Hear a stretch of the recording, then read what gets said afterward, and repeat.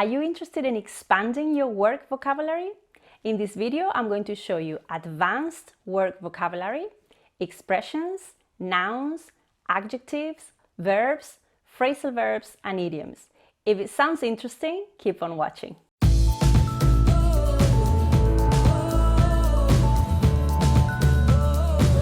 Hello, I'm Monica. I'm an English teacher in the south of Spain, and in this video I'm going to show you work vocabulary, but we're going to classify this video in different categories. We're going to first begin talking about interesting nouns that we might use when talking about work, then we'll move on to adjectives, then we'll continue with some verbs and phrasal verbs, and finally I'm going to show you some interesting and cool idioms. So let's begin with nouns. So how would you call a person that starts their own business, especially when it's a business that involves a little bit of risk? Okay, the word in English is entrepreneur. Entrepreneur. I know, it sounds a bit difficult, okay, but just break it down. We say entrepreneur. Entrepreneur. The second one, how would you call a person who works in an office? The English word is a white-collar worker.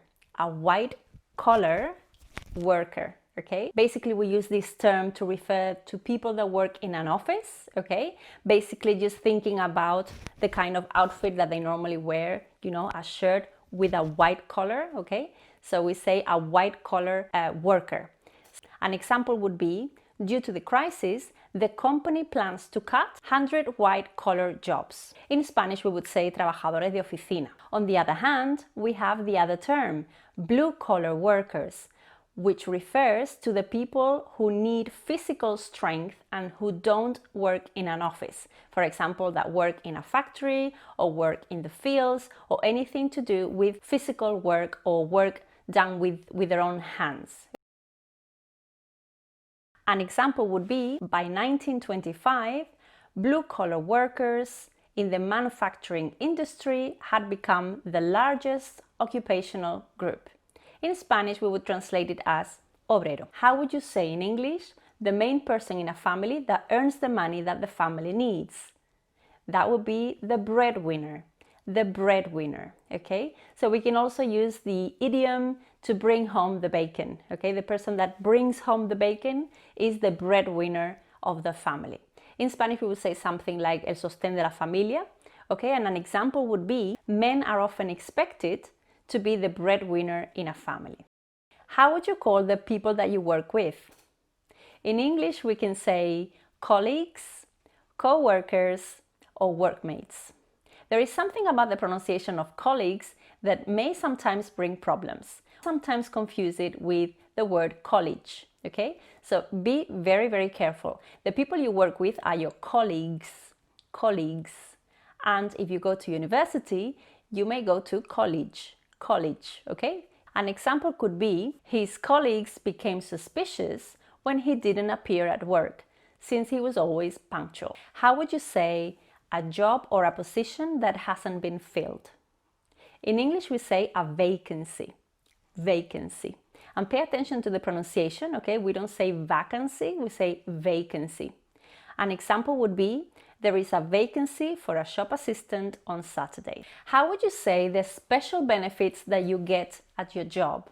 For example, you might be working somewhere and apart from your salary, you might get special benefits. For instance, a company car and free healthcare or free meals, something like that, something extra, okay? In English, we use the word perks.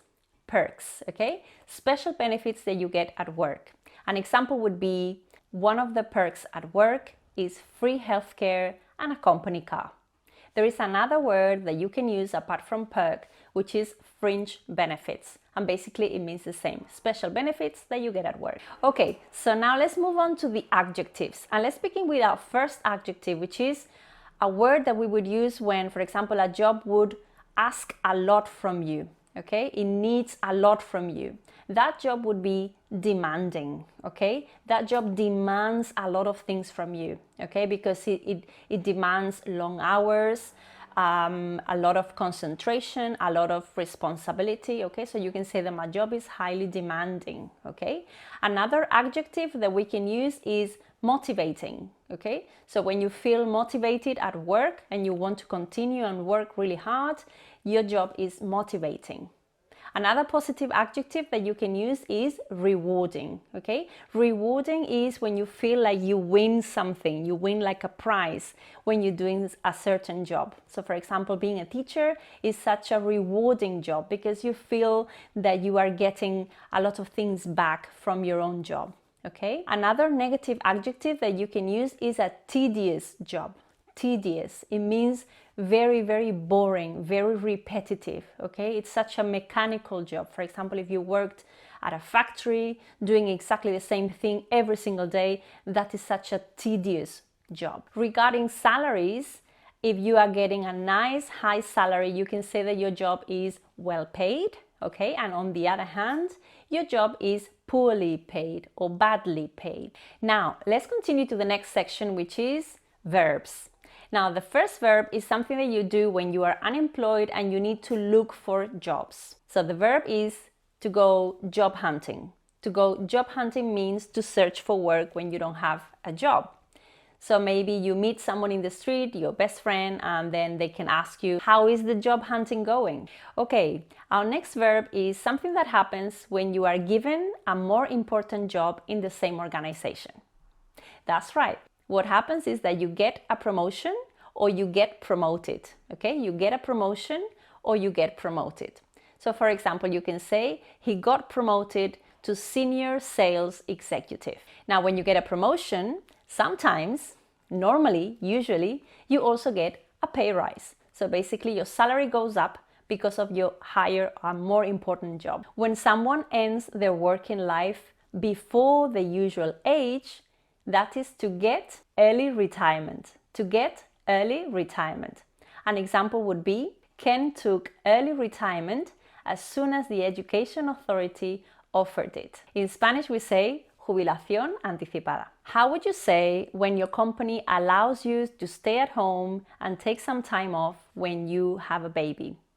Okay, so in English we say to get maternity leave if you're a mother, or if you're a father, you take paternity leave. So an example would be, I'm afraid Mary is away for a few weeks. She's on maternity leave. So when you don't have a fixed timetable at work, we can say that you work shifts or you work in shifts. So for example, one week you work in the morning and the following week you work in the evening. We can say that you work in shifts or you work shifts.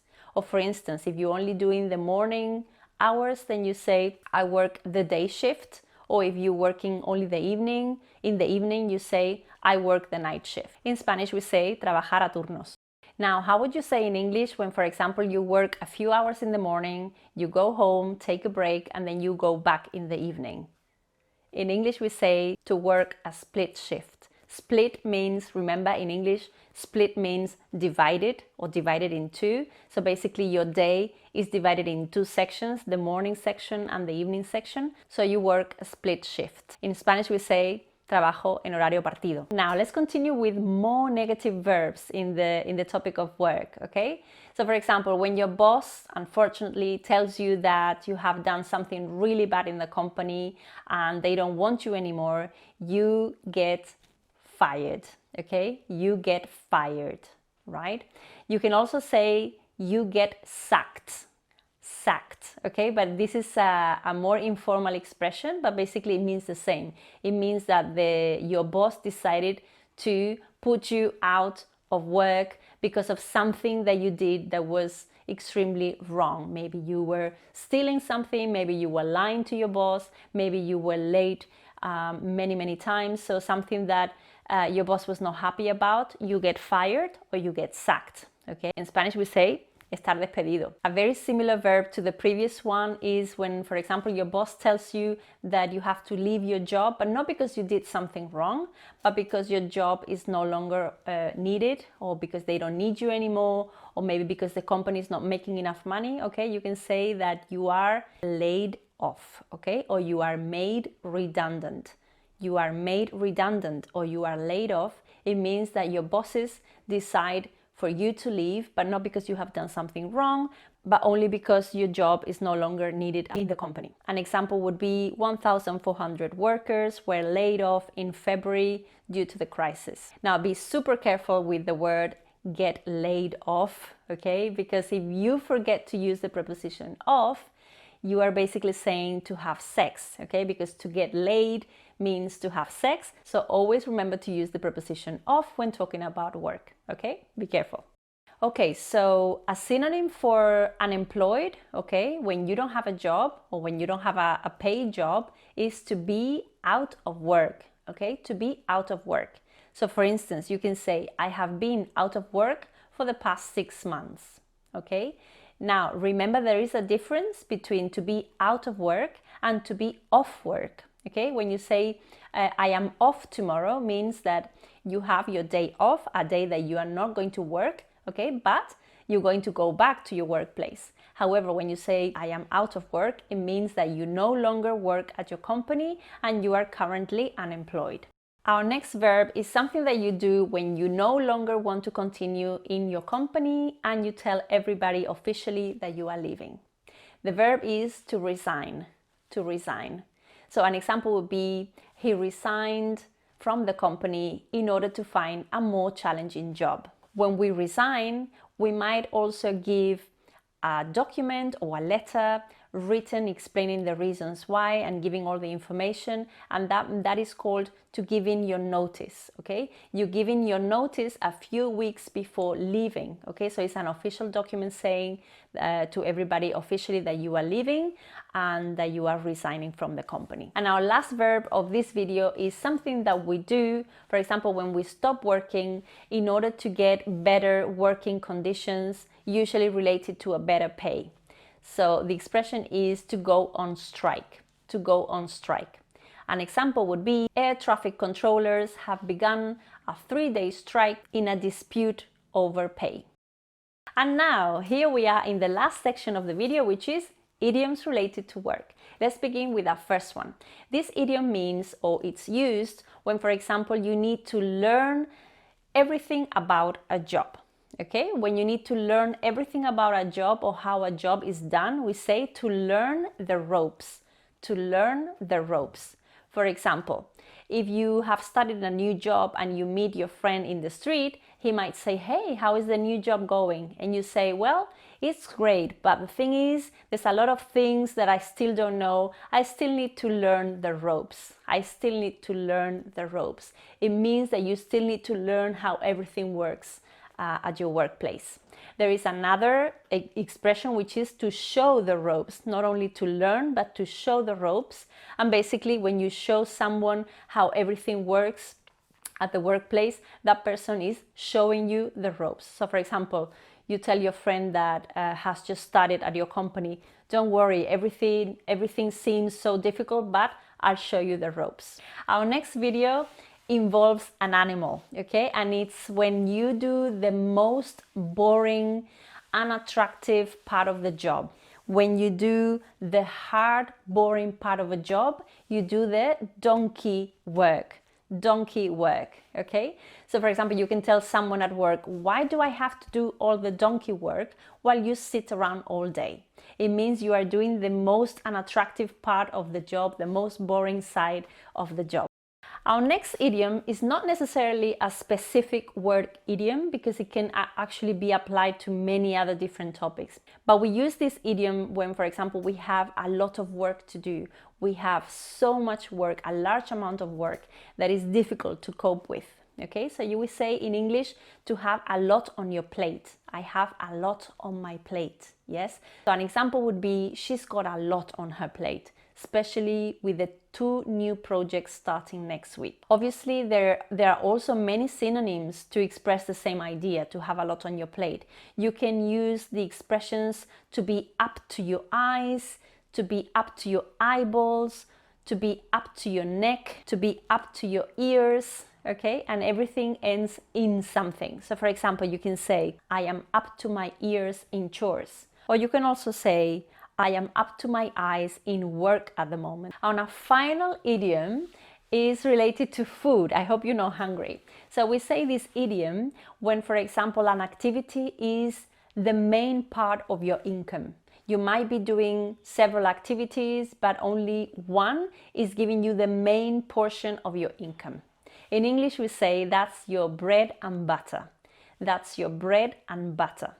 An example would be, I play in a band every weekend, but teaching guitar is my bread and butter. Well, thank you so much for watching this video right until the end. You are a champion.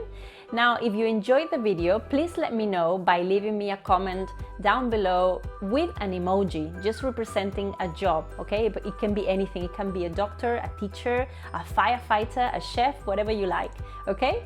Make sure that you subscribe to the channel over here, and don't forget to watch another video to carry on learning and improving your English. Until next time, see you very soon. Bye!